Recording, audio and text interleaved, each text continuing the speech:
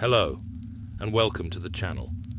I'm glad you're here, and I truly appreciate you listening today. If you enjoy the stories, please consider liking this video and subscribing for more. Viewer discretion is advised. Now, let's settle in and enjoy today's stories.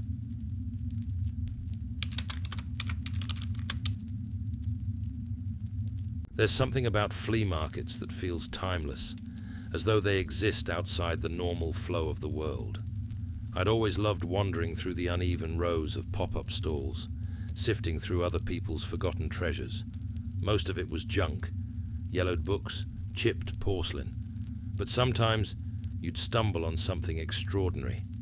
That Saturday was cold and overcast, the kind of day where even a wool jacket couldn't quite keep the chill from creeping into your bones. I wasn't looking for anything in particular, just an excuse to avoid another lonely weekend at home.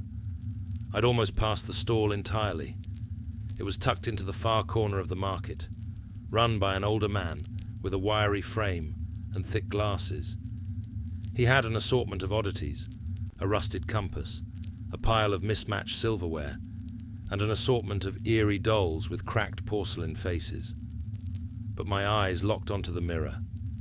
It was propped up against a crate, its surface surprisingly clean, despite the layer of dust coating everything else in the stall.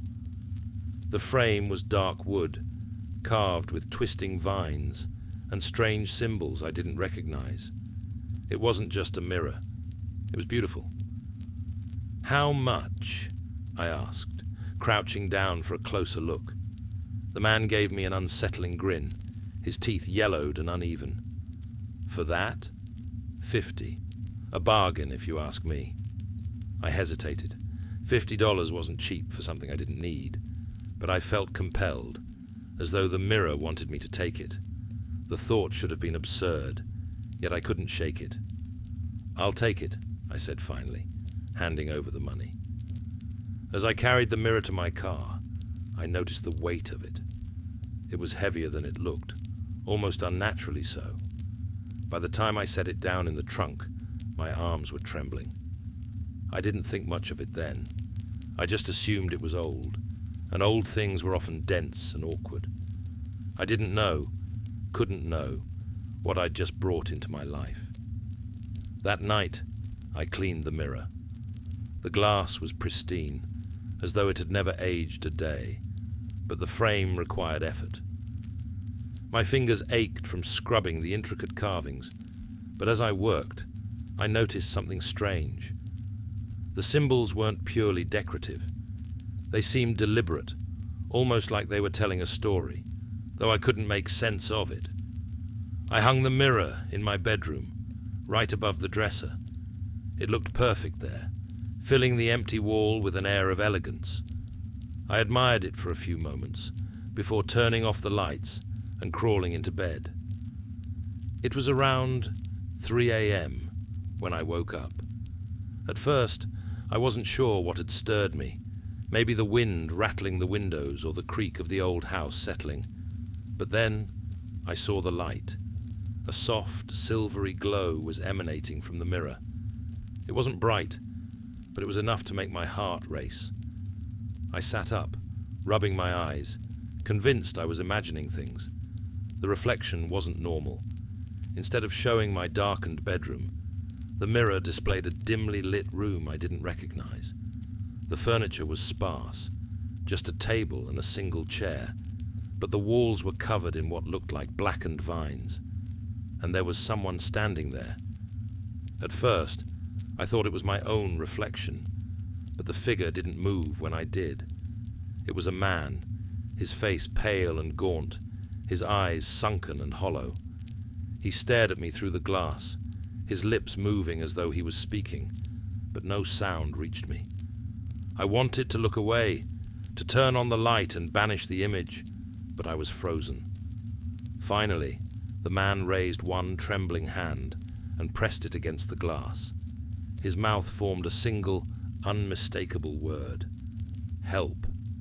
The glow vanished, plunging the room into darkness once more. I sat there for hours, too scared to move, waiting for something, anything to happen. But nothing did. When the first rays of sunlight peeked through the curtains, I forced myself to approach the mirror. The reflection was normal again. Just my bedroom. Just me. The next day, I couldn't stop thinking about the mirror. I tried to convince myself it had been a dream, some vivid nightmare conjured by my overtired mind. But deep down, I knew better. I decided not to sleep in the bedroom that night.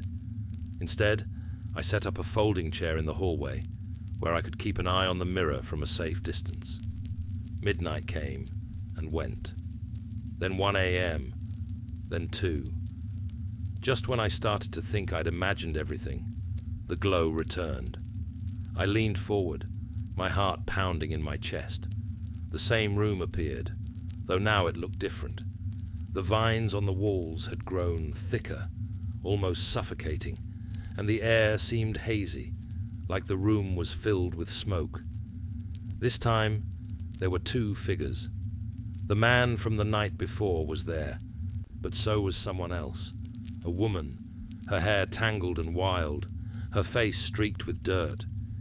She was staring directly at me, her eyes wide and frantic.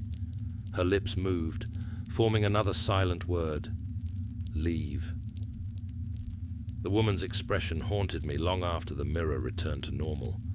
Her wide, desperate eyes seemed to burn into my mind, and her warning, leave, echoed in my thoughts as I tried to make sense of it all. But where could I go? It wasn't as though I could just walk away from my life. The mirror wasn't attached to this house. It was attached to me. I spent the next day researching, though I wasn't even sure what I was looking for. Searches for haunted mirrors turned up nothing useful, just tabloid stories and urban legends. The symbols carved into the frame were equally elusive. None of them matched anything I could find online. That night, I told myself I wouldn't look at the mirror again.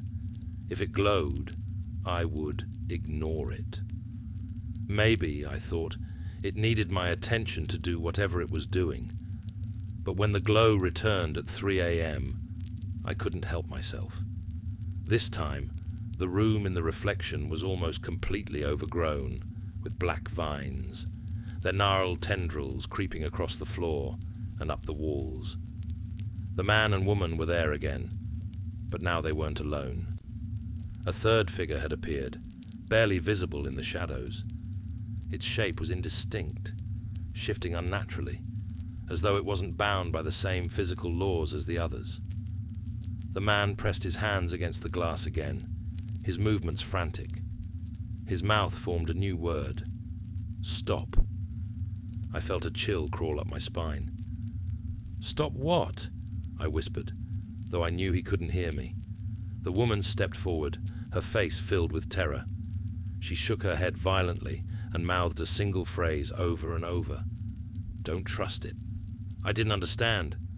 Trust what? The mirror? Them? The third figure? Before I could think any further, the shadowy figure moved. It shifted toward the man and woman, its body twisting and stretching in ways that made my stomach churn. The glow faded abruptly, leaving me alone in the dark. This time, I didn't sleep at all. By the next morning, I'd made a decision. I needed to get rid of the mirror. Whatever was happening, it wasn't natural, and it wasn't something I wanted to be part of. I tried to take it off the wall, but as soon as I touched it, a sharp pain shot through my hand. I yanked my fingers away, staring in disbelief. My palm was unmarked, but the pain lingered, radiating up my arm. I grabbed a towel and wrapped it around the frame before trying again. The pain didn't come this time, but the mirror wouldn't budge. It felt as though it had been welded to the wall, an impossible weight anchoring it in place. Frustrated, I backed away and stared at it. The mirror stared back, its surface calm and ordinary, as though mocking me. You're not staying here, I muttered. The rest of the day was a blur of failed attempts. I tried prying it off the wall with a crowbar, but the frame didn't so much as crack. I tried covering it with a blanket, but the fabric slipped off every time I turned my back. Finally, I resorted to duct tape, wrapping it around the mirror in a futile attempt to block the glass. That night, the glow returned. It seeped out from the edges of the duct tape, a faint, silvery light that filled the room with an otherworldly hue. My heart pounded as I approached, dreading what I might see. When I peeled back the tape, the room in the reflection was completely unrecognizable. The vines had consumed everything, turning the space into a dark, tangled labyrinth. The man and woman were gone, but the shadowy figure remained, its form now sharper, more distinct. It looked like it was watching me. I backed away, my breath coming in shallow gasps. The figure moved closer to the glass, its shape pressing against the surface. For a moment, I thought it might break through. Then the reflection changed. It wasn't the strange, overgrown room anymore. It was my bedroom, but it wasn't my reflection. The version of me in the mirror wasn't moving. She stood completely still, her head tilted slightly, her eyes wide and unblinking. Her lips curled into a slow, unnatural smile. I screamed. The next morning, I found a note on my nightstand. I hadn't written it. Of that much, I was certain. The handwriting was jagged and uneven, the letters barely legible. The mirror must stay. You can't let it out. It didn't make sense. Let what out? Was the note referring to the shadowy figure? I spent the rest of the day pacing, my mind racing through every possibility. The man and woman had warned me not to trust it, but they hadn't told me how to stop it, or why it needed stopping. That night, I didn't wait for the glow. I sat in front of the mirror with a flashlight and a notebook, determined to get answers. "Who are you?" I asked aloud. "What do you want?" The glass remained dark. I felt foolish, talking to my own reflection. But then the glow began to spread. The room appeared again, though it was barely recognizable now. The vines had begun to pulse, their black tendrils writhing like living things. The man and woman were back. They looked worse than before, their faces gaunt and pale, their eyes hollow. The man mouthed a single word. "Trap." The woman followed, her movements slow and deliberate. "Choose." Then the shadowy figure emerged again, its form clearer than ever. It wasn't human. Its body was too long, its limbs bending at unnatural angles. It pressed its face, if it could be called that, against the glass. For the first time, I heard a voice. It didn't come from the mirror or the figures within it. It came from inside my own head, low and guttural, like the sound of grinding stone. "Let me out, and I'll make it stop." The glow vanished, leaving me in silence once more. The voice lingered long after the light from the mirror faded. Its promise echoed in my mind. "Let me out, and I'll make it stop." I tried to shake it off, pacing the room until my legs ached, but no matter how hard I tried, I couldn't forget the way the entity's presence had pressed against my thoughts, suffocating and intimate. By dawn, I felt like I was losing my grip. The mirror wasn't just something I owned. It was invading me, consuming every corner of my mind. I needed answers, but there was nowhere to turn. After another sleepless day, I sat down in front of the mirror that evening, staring into its empty surface. The symbols on the frame seemed to shift under the dim light of the room, their meaning still hidden, but somehow more urgent. "What are you?" I whispered. I didn't expect a response, but the glow returned, spreading like fire across the surface of the glass. My bedroom vanished, replaced by the strange, vine-covered room once more. This time, the man and woman stood closer to the glass, their faces pressed against it, as though they were trying to reach me. The man raised a hand and pointed directly at me. "Don't listen to it," he mouthed, the words slow and deliberate. The woman shook her head frantically, tears streaking down her dirty face. Before I could react, the shadowy figure appeared, shoving its way between them. It pressed its elongated body against the glass, twisting its limbs until they seemed to spill out of view, as though it was testing the boundaries of its prison. The voice returned, deep and resonant, vibrating through my skull. "They're lying to you. They want to trap you here." "Trap me?"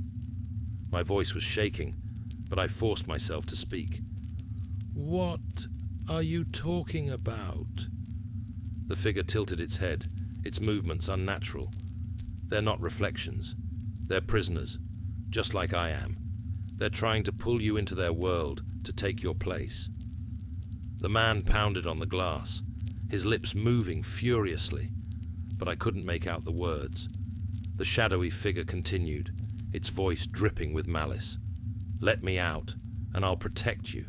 If you don't, they'll drag you in. You'll rot here, just like them." I backed away, my legs trembling. "Why should I trust you?" The figure laughed, a sound like shattering glass. "Because I can see your future if you don't. Do you want to know what they'll do to you?" The days blurred together after that. I couldn't eat, couldn't sleep. Every time I closed my eyes, I saw the mirrors glow, the twisting vines, the shadowed figure pressing closer and closer to the surface. The man and woman appeared every night, pleading silently, their expressions desperate. They never stopped shaking their heads, never stopped mouthing warnings I couldn't hear.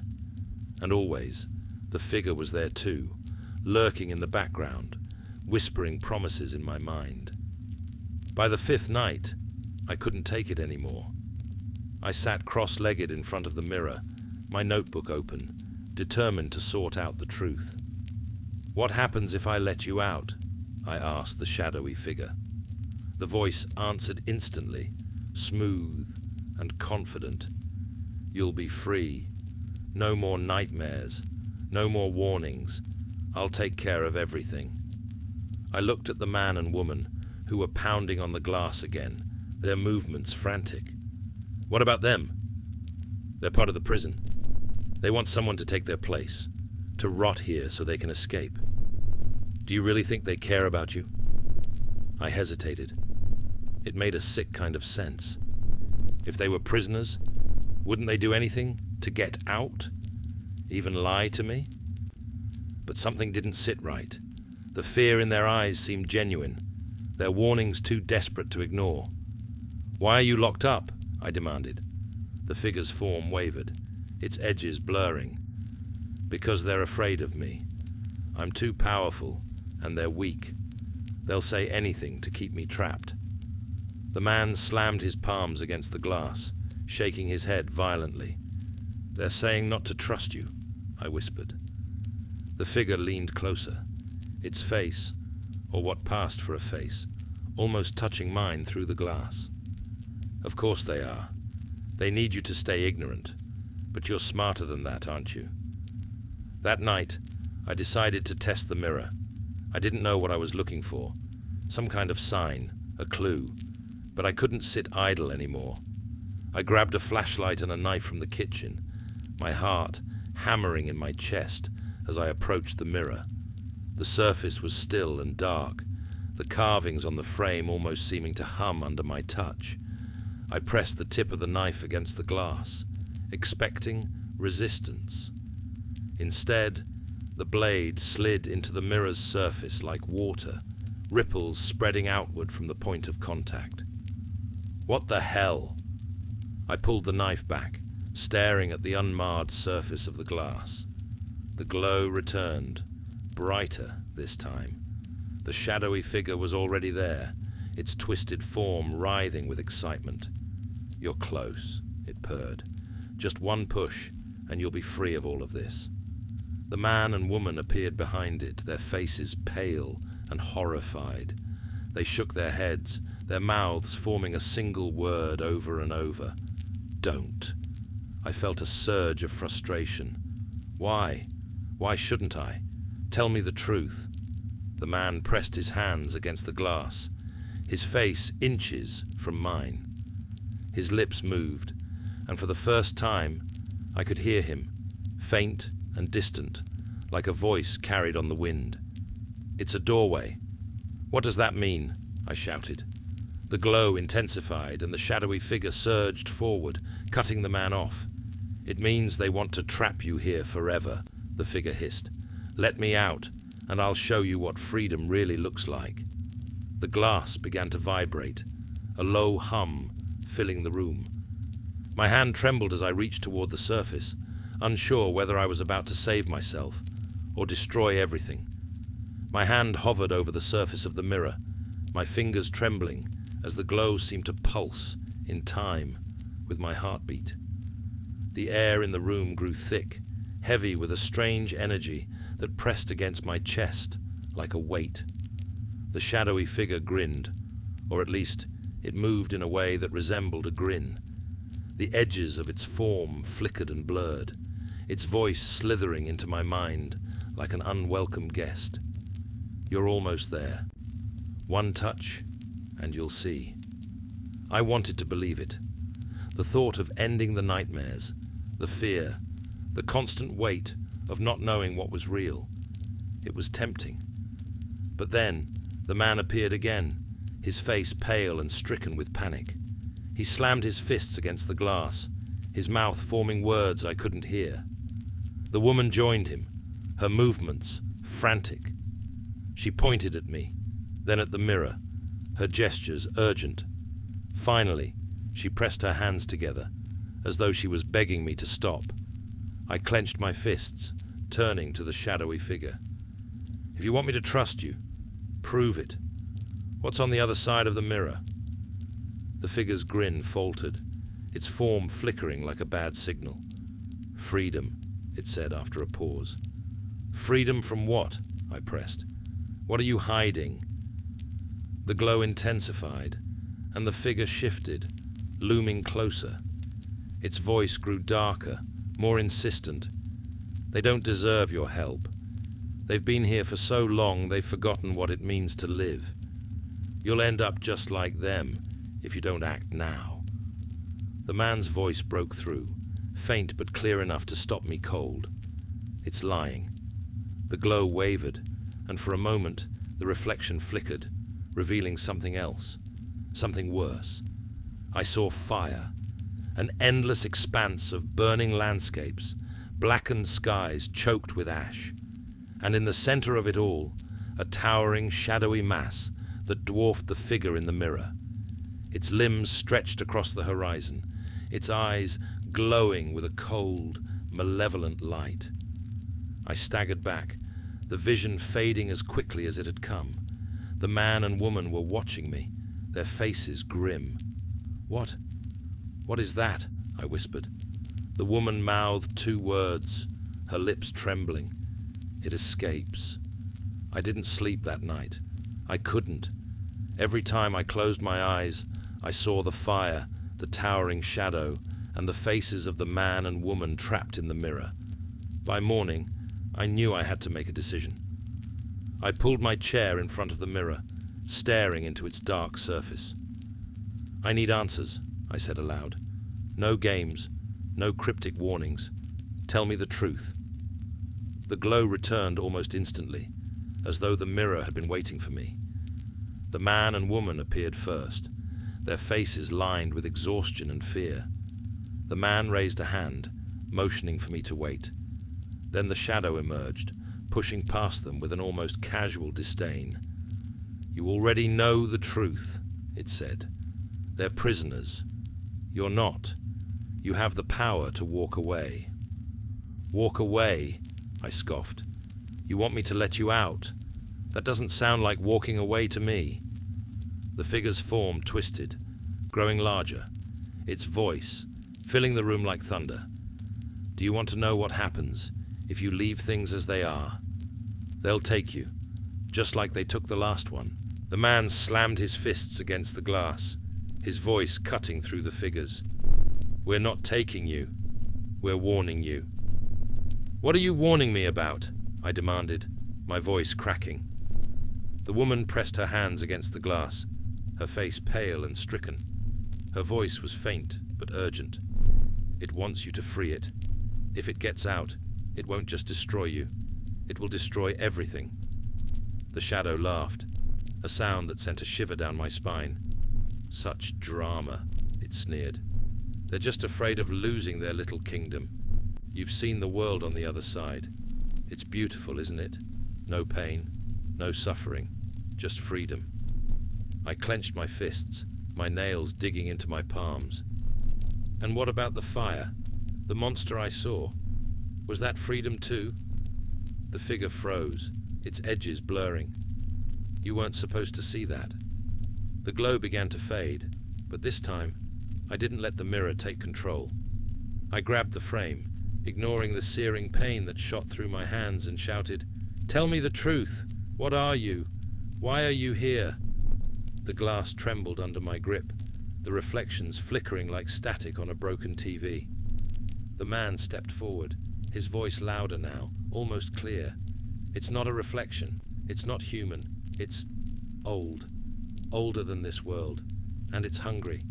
The woman nodded, her voice joining his. "It feeds on chaos, destruction. We stopped it once, but the mirror can't hold it forever. It needs a new guardian to keep it trapped." I staggered back, my hands burning where they'd touched the frame. The shadowy figure surged forward, its form taking up the entire mirror. "They're lying," it hissed. "If you take their place, you'll be trapped forever. They just want to escape. You don't owe them anything." The glow flared, and the air around me grew thick, suffocating. The man and woman reached for me, their faces filled with despair. The figure's voice filled my head, drowning out everything else. "Choose. Let me out, or take their place. What will it be?" The room seemed to shrink around me, the air pressing down as though the mirror's energy was bleeding into the world itself. My head throbbed with the voice of the shadowy figure, its whispers threading through my thoughts, pulling at my fear and confusion. "Let me out, and you'll be free. Stay, and you'll lose everything." The man and woman pounded on the glass, their voices faint but insistent. "You can stop it. Don't let it escape." I stumbled backward, gripping the edge of the dresser for support. My chest tightened as panic set in. No matter which way I turned, it felt like a trap. If I freed the figure, it would unleash something ancient and terrible. But if I took the place of the man and woman, I'd be sacrificing my life to a fate I didn't understand. "What happens if I take your place?" I asked them, my voice cracking. The woman mouthed the word guardian. The man followed, his voice faint, but filled with urgency. "You keep it trapped. You save your world." "And what happens to me?" The woman looked away, her expression pained. The man lowered his hands, his shoulders slumping as though the weight of the question was too much to bear. The shadowy figure seized the moment, its voice slicing through my thoughts like a knife. "They won't tell you, will they? Because they know the truth is worse than anything I could do to you. You'll rot in here, forgotten, while they escape to the life you'll never have." The man banged on the glass again, his movements frantic. "That's not true," he shouted. The figure turned to him, its form stretching, its voice dark with malice. "You've already lost, just like she will." I couldn't think. My thoughts spun in circles, each one darker than the last. Every second spent in indecision felt like the mirror was pulling me closer, like gravity drawing me into its depths. I needed clarity, answers, anything to break the endless cycle of fear. "What if I destroy the mirror?" I demanded, gripping the flashlight tighter in my hand. The figure laughed, its body writhing like smoke. "You can't. It's older than you, older than the tools you hold. The mirror will endure long after you're gone." The man and woman exchanged a look, their expressions conflicted. The man shook his head slightly, but the woman stepped closer to the glass, pressing her hands against it as though she could reach through. Her voice was faint but distinct. "The mirror can't be destroyed, but the connection can be severed." "What does that mean?" I asked. She pointed at the frame, her fingers tracing the carved symbols, the carvings. They bind it to this world. If you break the connection, it will lose its hold. The shadowy figure surged forward, its movements furious. "Don't listen to her," it roared. "She doesn't know what she's talking about. Sever the connection, and you'll destroy everything. Their world, your world, all of it." My hands trembled as I stared at the intricate carvings. The symbols seemed to pulse under my gaze, their meaning just out of reach. I turned back to the man and woman. "If I do this, what happens to you?" The woman hesitated, her eyes glistening with unshed tears. The man answered for her, his voice steady despite the fear in his expression. "We'll be free, but it might cost you everything." The shadow's voice grew louder, angrier. "They're lying. They're using you. Break the connection, and you'll unleash chaos on both sides. You'll doom them, and yourself." I didn't have time to weigh the options any further. The glow from the mirror intensified, and the figure began pressing harder against the glass, its form stretching and distorting, testing the barrier. Cracks spiderwebbed across the surface, faint but growing. The man and woman were shouting now, their voices a desperate cacophony. The woman pointed again at the carvings, her movements frantic. I grabbed the knife from the dresser, my fingers slick with sweat as I raised it to the frame. The blade hovered over the first symbol, the one closest to the top. "Stop!" the figure roared, its voice shaking the very walls. The room seemed to tilt as a wave of nausea hit me, the mirror's energy pushing back against me. My vision blurred, but I forced myself to focus, driving the blade into the wood. The first symbol splintered, the lines breaking apart like dried clay. The reaction was immediate. The glow from the mirror dimmed, and the figure howled, its form writhing as though in pain. The vines in the reflection began to retreat, shrinking back into the walls. The man and woman screamed, but their cries were lost in the chaos. "You don't know what you're doing," the shadow roared.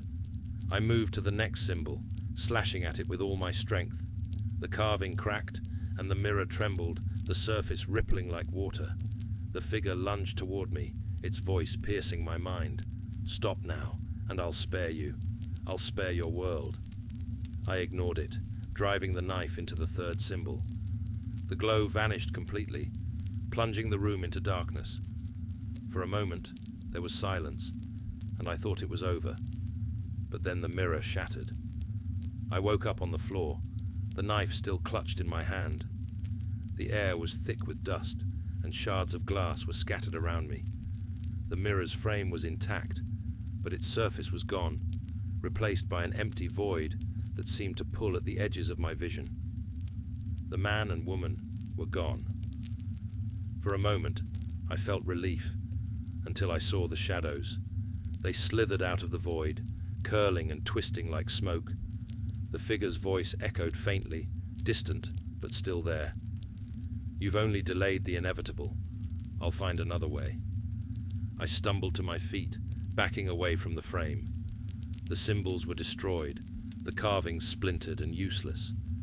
The mirror was quiet now, its glow extinguished, but I couldn't shake the feeling that I hadn't won. I had only shifted the balance, setting something in motion that I didn't fully understand. I left the house that day, abandoning everything. But no matter where I go, I feel it. The faint pull of the mirror, its presence lingering just beyond my reach. And sometimes, in the dead of night, I hear the faintest whisper. I'm waiting.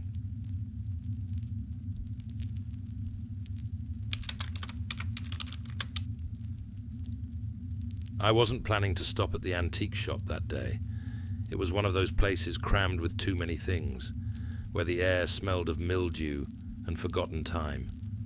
I had passed it hundreds of times without a second thought, but something made me pause. The shopkeeper barely acknowledged me as I entered, his nose buried in a book with fraying pages. Dust motes floated lazily in the dim light, and the silence was punctuated only by the faint sound of ticking. At first, I thought it was coming from a collection of old wristwatches, arranged haphazardly in a glass case. But as I moved deeper into the shop, I saw it.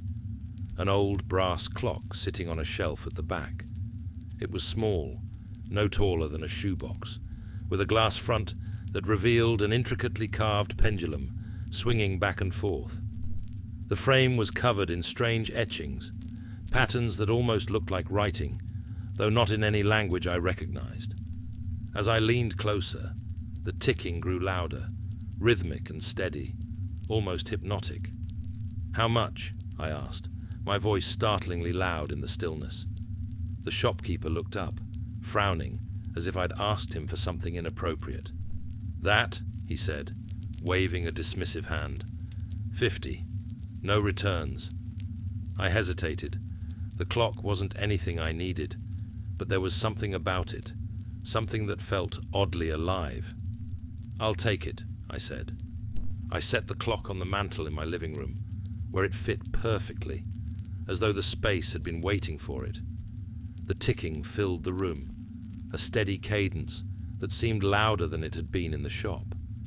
It was comforting at first, like the beating of a heart. But as the hours went by, it began to grate on me. The ticking never stopped. Even when the rest of the house was silent, the sound seemed to grow louder, more insistent. By midnight, I couldn't take it anymore. I opened the glass door and reached for the pendulum, intending to stop its swing. The moment I touched it, the room grew cold, and a faint, metallic taste filled the air. My hand froze, and for a brief moment, I thought I heard something. A whisper, soft and fleeting. I yanked my hand back, slamming the glass door shut. The whisper stopped, but the ticking continued, steady as ever. The clock didn't have a chime, at least not one I had heard. The shopkeeper had never mentioned it, and I had assumed it was broken. But at midnight, as I lay in bed, the sound of a single deep chime echoed through the house. It was low and resonant, vibrating through the walls and settling deep in my chest. I sat up, my heart racing. The clock was glowing. I didn't know how else to describe it. The brass frame emitted a faint, golden light, illuminating the carvings along its surface. The etchings seemed to shift and twist under the glow, rearranging themselves into patterns I couldn't make sense of. Then I saw the hands.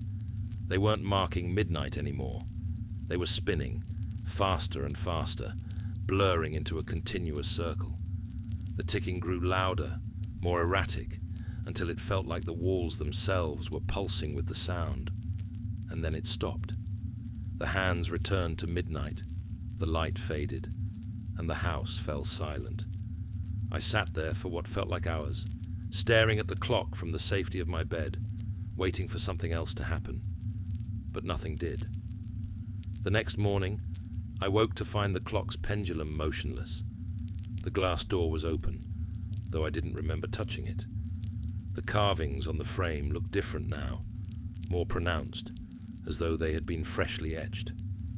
I reached out to close the door, but before I could touch it, I heard the whisper again. "Not yet." I froze. The voice was faint, almost too soft to hear, but there was no mistaking it. It was coming from the clock. I backed away slowly, my breath catching in my throat. The whisper came again, louder this time. "Let us in." I stared at the clock, my mind racing.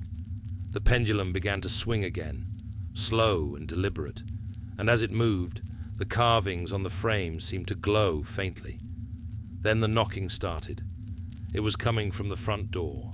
3 sharp raps, each one perfectly timed with the swing of the pendulum. I didn't move. The knocking came again, louder this time. When I finally worked up the courage to peek through the peephole, the street outside was empty. That night, I couldn't sleep. The clock's ticking seemed louder than ever, echoing through the house no matter how many doors I closed to block it out. At 3 a.m., the chime came again. This time, It wasn't just a single tone. The sound stretched out, low and distorted, sending vibrations through the floor. I stumbled into the living room, my heart pounding. The clock's hands were spinning again, and the glow had returned, casting long, shifting shadows across the walls. Then I saw it. Inside the glass door, just behind the pendulum, was an eye. It wasn't my reflection, and it wasn't my imagination. It was there, large, unblinking, its pupil dilating as it stared back at me. "Let us out," the voice said, louder now, echoing through the room. I staggered back, tripping over the coffee table and landing hard on the floor. The clock continued to glow, the eye watching me unblinkingly. "Open the door," the voice said. I didn't touch the clock for days after that. I couldn't even bring myself to go into the living room. But the ticking followed me, no matter where I went. I tried throwing it out once. I carried it to the curb, my hands trembling, as I set it down on the pavement. The next morning, it was back on the mantel, its pendulum swinging as though nothing had happened. By the fifth night, I was at my breaking point. The chime came again at midnight, and this time, the whispers were deafening. "Let us out. Open the door. Let us in." The glass on the clock's front door began to crack, spider-webbing outward as the glow intensified. Shadows spilled out from the frame, curling and twisting across the walls. I grabbed the hammer from the garage, my hands shaking as I raised it over the clock. "Don't," the voice said. I hesitated. "You don't know what you're doing. You'll let it out." The carvings along the frame glowed brighter, and the cracks in the glass spread. "Let us out, or it will come for you." The hammer came down. The glass shattered, the light exploding outward in a blinding flash. Shadows erupted from the clock, filling the room with a low, guttural roar. And then everything went silent. When I opened my eyes, the clock was gone. The mantel was empty, and the house was still.